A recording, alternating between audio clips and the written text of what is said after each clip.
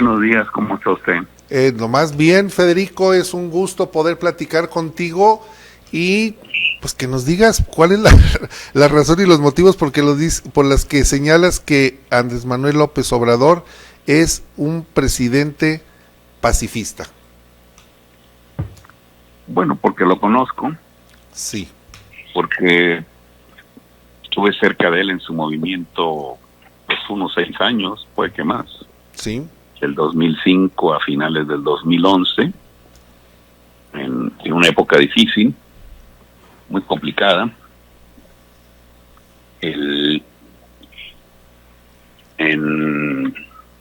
Cuando nos robaron, porque eso es lo que ocurrió.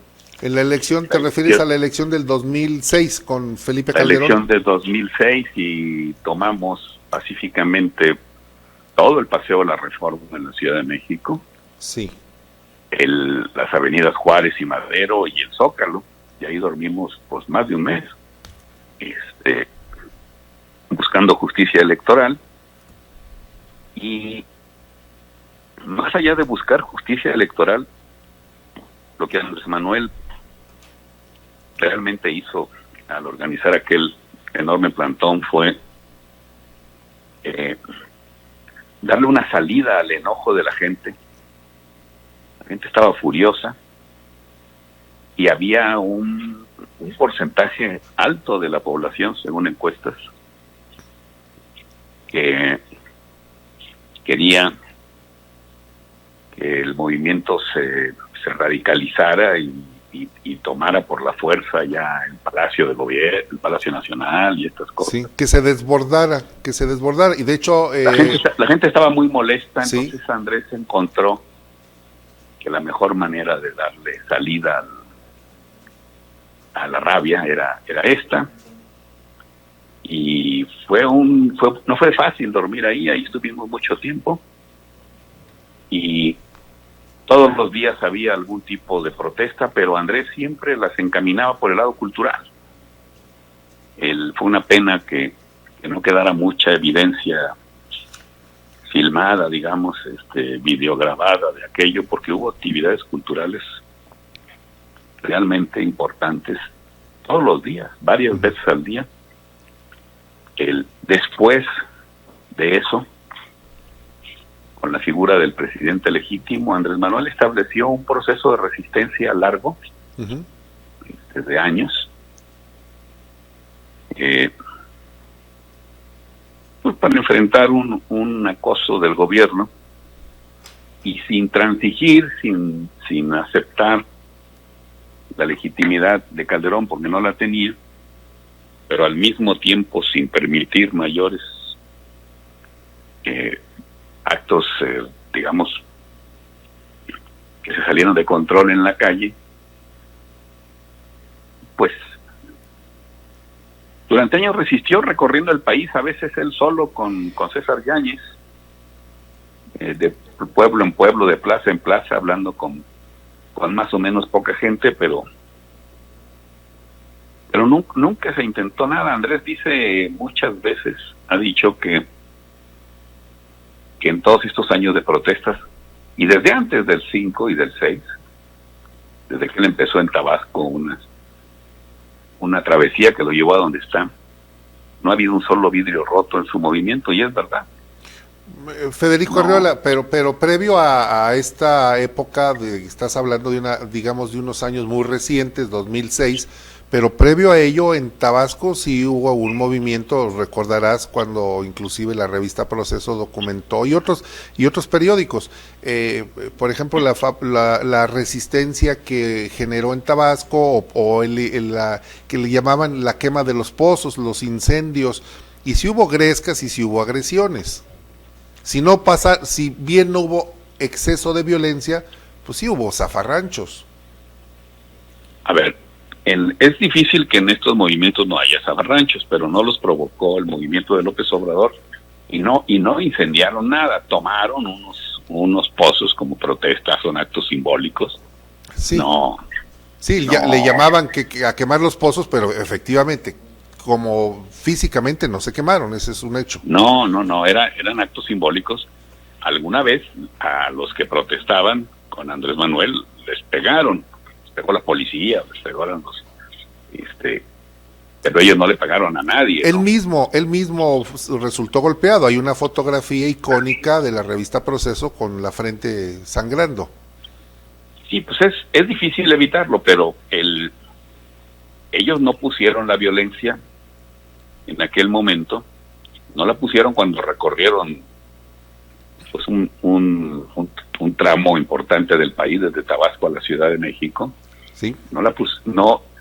No generaron la violencia en ningún momento, y cuando yo estuve ahí, nunca, por ningún motivo, absolutamente por ningún motivo, y creo que Andrés Manuel lo único que hace ahora, y lo cuestionan, es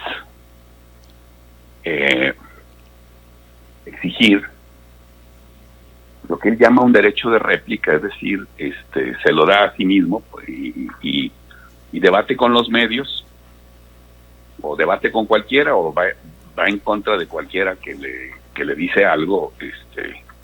Es su derecho, por ejemplo, responderle al gobernador Alfaro, o a empresarios que se están organizando, o a movimientos que de pronto surgen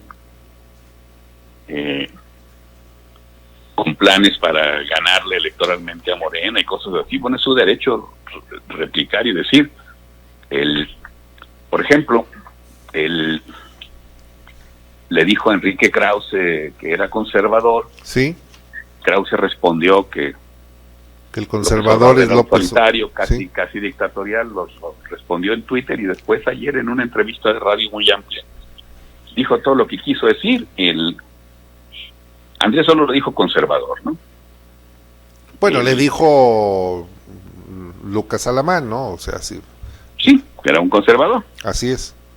Fue todo lo que le dijo, y Enrique respondió como él quiso, y con expresiones bastante subidas de tono, y pues creo que en lugar de que alguien molestara a Enrique Krause, pues mucha gente simplemente estuvo de acuerdo con él y mucha otra no. A ver, Federico Arriola, ahí me quiero concentrar, si me lo permites. ¿Por qué el presidente, ahora presidente, antes candidato, por qué él sí puede lanzar un anatema o hacer una chascarrillo de una persona, y por qué su contraparte no lo puede hacer, y ahora el presidente dice que es una ofensa a la figura presidencial? Te pongo el ejemplo, cuando le dijo al presidente Felipe Calderón, le dijo el general, ¿qué? ¿Borolas? ¿General o cómo? Comandante Borolas. Comandante Borolas. Y bueno, pues Felipe Calderón, como dicen, aguantó callado. ¿Por qué el presidente, desde luego, su legítimo derecho de réplica, por qué él sí puede decir y anamatizar, y en cambio su oponente no? Bueno, es que no estoy de acuerdo con lo que dices. No estoy muy seguro de que Calderón haya aguantado callado. Creo que respondió en sus redes sociales y en mucho tiempo después. En ese momento no, pero mucho tiempo después bueno, sí lo hizo. No sé cuándo, pero sí lo hizo. Sí. Pero hombre, decirle una broma a Calderón después de lo que Calderón hizo, que fue robarse las elecciones, lo menos que puede hacer. Ahora, de que a Andrés Manuel se le pueden decir cosas, pues se le dicen todos los días, absolutamente todos los días. Lee los periódicos, escucha las estaciones de radio. Te mencionaba Enrique Krause ayer. Sí. Le dijo cosas muy duras a López Obrador. Sí. Y cuando se refirió al gobernador de Jalisco, Alfaro, y dijo que era irrespetuoso, el gobernador de Jalisco no lanzó una crítica ni una opinión. No dijo López Obrador es autoritario, López Obrador es lo que sea, ¿no? Tampoco bromeó con el peje o con nada. Enrique Alfaro acusó. Sí, acusó. Sin ninguna prueba, sí, de que López Obrador estuvo detrás de unas protestas. Sí, lo acusó. Que se violentaron en Jalisco, en mi opinión, por incapacidad de la policía para contenerlas bien. Eso fue una acusación grave. Irresponsable, sin tener pruebas. Muy irresponsable, y luego se echó para atrás. Así es. Alfaro Por eso no elimina la falta. O sea, es una acusación gravísima que mucha gente que no está de acuerdo con el gobierno y que tiene derecho a no hacerlo, lo puede tomar en serio. En Monterrey empezaron a circular WhatsApp anónimos, calumniosos, diciendo que López Obrador ya había enviado 100 camiones de anarquistas a Monterrey para generar problemas. Todo a partir de la irresponsable acusación de Alfaro. Sí, es que hay de... Se aprovecha. Bueno, Alfaro pudo haberlo criticado, pudo haberlo bromeado, pudo haber hecho muchas cosas, pero no acusar así. ¿Y cómo podemos interpretar, Federico Arreola, director de SDP Noticias, cómo podemos interpretar lo de el movimiento que hubo en Alfaro? Habrá tiempo de madurar y que vaya saliendo la información. ¿Y cómo interpretamos el movimiento del día de ayer en la Ciudad de México, en donde también hay un grupo de anarquistas que hacen lo que quieren? ¿Y quién los gesta, quién los ordena, quién los financia, quién está detrás de ellos? ¿Qué pretenden? ¿Qué lectura le das? ¿Van también contra López Obrador? Bueno, yo pienso que el movimiento de la Ciudad de México va contra Claudia Sheinbaum. Ajá. Y indirectamente contra López Obrador. Creo que quieren generarle a Claudia condiciones de ingobernabilidad. Sí. Y ayer lo que se buscaba era que la policía golpeara gente para generar más enojo en ciertos círculos anarquistas y de gente radical así, para salir a la calle de nuevo y seguir provocando y tratar de generar una especie de espiral hacia arriba para desestabilizar la ciudad. Afortunadamente Claudia fue muy prudente, sí, causaron algunos destrozos, pero rápidamente se fueron. No se golpeó a nadie y no hay ninguna razón para que ese movimiento continúe.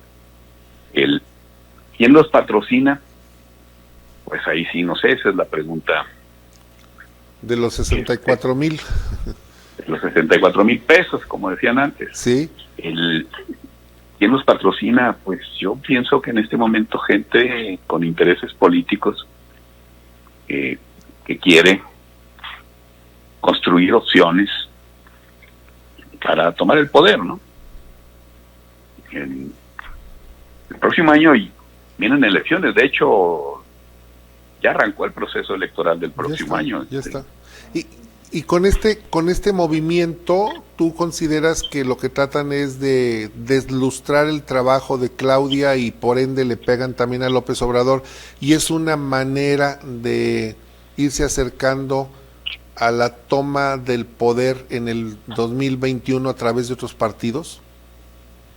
Creo que en este momento de lo que se trata es de ver si se genera un ambiente en contra de Claudia y de Morena en la Ciudad de México, de tal modo de que partidos de oposición lo derroten en ciertos distritos, y creo que en todos lados están trabajando para lo mismo. La meta de algunos grupos es ganarle a Morena la Cámara de Diputados. Sí, pues es el enemigo a vencer, no hay otro. Morena. Bueno, sí, pero abiertamente lo han dicho el mismo Enrique Krause en una entrevista, en una mesa de debate con Aguilar Camín y Jorge Castañeda, con Carlos Lórez de Mola, y lo que decían era: es posible ganarle a Morena en el 21 en la Cámara de Diputados y hay que organizarnos para eso. Les importa menos ganar gubernaturas a la oposición, porque Morena es favorita en muchas. Yo pienso que excepto en Querétaro, Morena está ganada ahorita, puede pasar muchas cosas. Tiene 14 por lo menos en la bolsa. Pues eso parece. Vamos a ver cómo termina esto después de que se normalice la situación de caos generado por la pandemia. Pero la meta que se están fijando es la de tratar de ganar la Cámara de Diputados, y es importante lograr que en sectores menos morenistas de la Ciudad de México la gente decida votar por el PRI, por el PAN, por quien sea, ¿no? por el mismo partido de Calderón, si es que terminan de darle el registro, cosa que todavía no ha ocurrido. Federico Arriola, también en tu artículo hablas de, bueno, hace un momento mencionaste a Krause, pero también hablas de Pablo Iriart, de Raimundo Riva Palacio, que dices que lo culpan a López Obrador de ser los promotores de la violencia, pero señalas, haces una pregunta que desde luego, dice, no tengo elementos para responder, dice, son periodistas golpistas, y luego más adelante, les molesta haber perdido privilegios con el gobierno de Andrés Manuel y esa es su forma de desquitarse. Periodistas de cartera, periodistas de consigna es lo que estás diciendo en tu artículo. Pues sí, me queda claro eso, creo que todos los medios recibían mucha publicidad en los pasados sexenios, no solo en el de Peña. Cuando dices todos, te incluyes. Sí, SDP, bueno, en el sexenio de Calderón, no fue cuando nacimos, nadie nos dio nada y fue muy complicado. En el de Peña, al final, por el propio crecimiento que tuvimos, porque nos convertimos en un sitio muy grande, muy fuerte. Sí, es el más visto. Con muchas visitas. Tenemos 2 medios, inclusive el de Forma es un sitio muy visitado y muy exitoso comercialmente hablando. Sí. Pues al final, pues nos consideraron y obtuvimos publicidad, bueno, todos los medios, incluyendo Reforma, en fin. Proceso no, pero Reforma sí, más que nosotros inclusive. El tema es que hay periodistas como estos que mencionaste y otros, muchos famosos de la tele, del radio, columnistas de los periódicos. Sí. Además de lo que el gobierno le daba a los periódicos o a las televisoras donde colaboran, a las radiodifusoras, les daba bastante dinero, les daba a ellos. En lo personal. O a sus sitios de internet. Ajá. Pero a ver, el sitio de internet de Riva Palacio no merece ni un 5 de publicidad porque no tiene lectores, tiene muy poquitos. Nosotros sí, tenemos millones, muchos millones. Ellos no tienen nada. El sitio, a Pablo Iriart le daban, y dicen ellos, es que me lo daban legalmente. Sí, si la queja no es esa, daban una factura y les daban un cheque.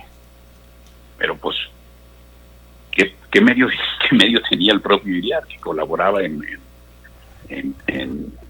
otros periódicos? Y así todos tenían sus empresitas con sus blogs de internet, sin lectores, y les daban publicidad.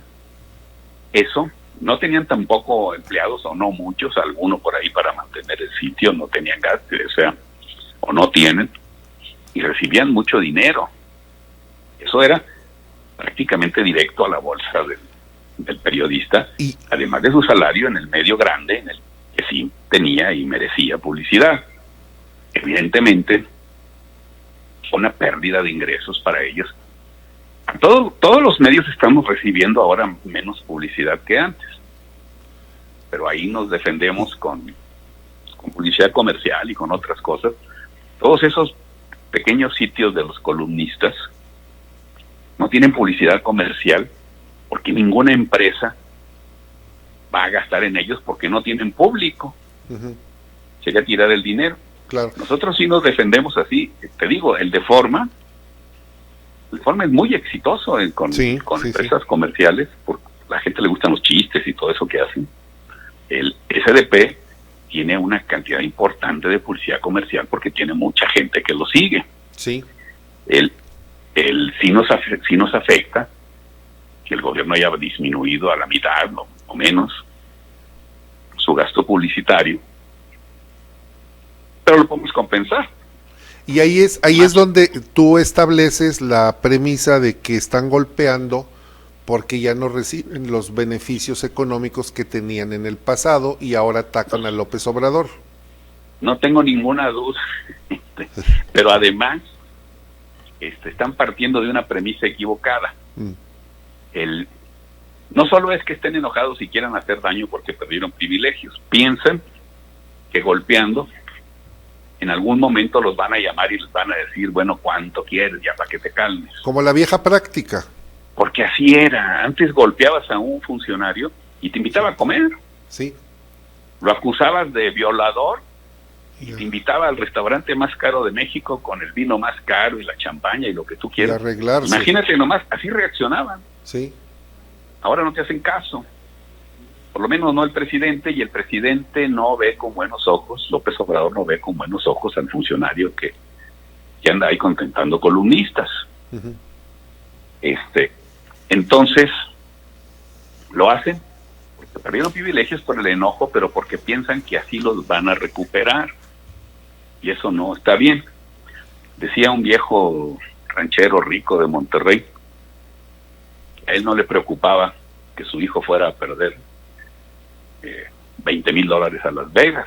Uh-huh. Dice, me preocupa cuando me dice que va a volver a Las Vegas a recuperarse, porque ahí sí. Porque nunca va a suceder. Ahí sí va a perder 5 veces eso. Exactamente. A mí me preocupa que muchas de estas campañas que estamos viendo lleven el único fin de decir, si sigo y sigo y sigo y sigo pegando, a las tantas me voy a recuperar porque me van a compensar. Creo que es un mal cálculo y no va a ocurrir. Yo creo. Y hay medios grandes que también están en esa lógica. ¿Reforma, por ejemplo? Reforma no. No. Reforma es un diario muy serio. Es el que más critica a López Obrador, pero no, ahí sí, mis respetos. Reforma hace un muy buen periodismo. Tú fuiste fundador sí, de Reforma. Sí, Reforma tiene un esquema comercial muy bien hecho, complicado ahora, pero muy bien, tiene una base de suscriptores que le pagan por leerlo, sí, que genera un ingreso importante. No, Reforma no.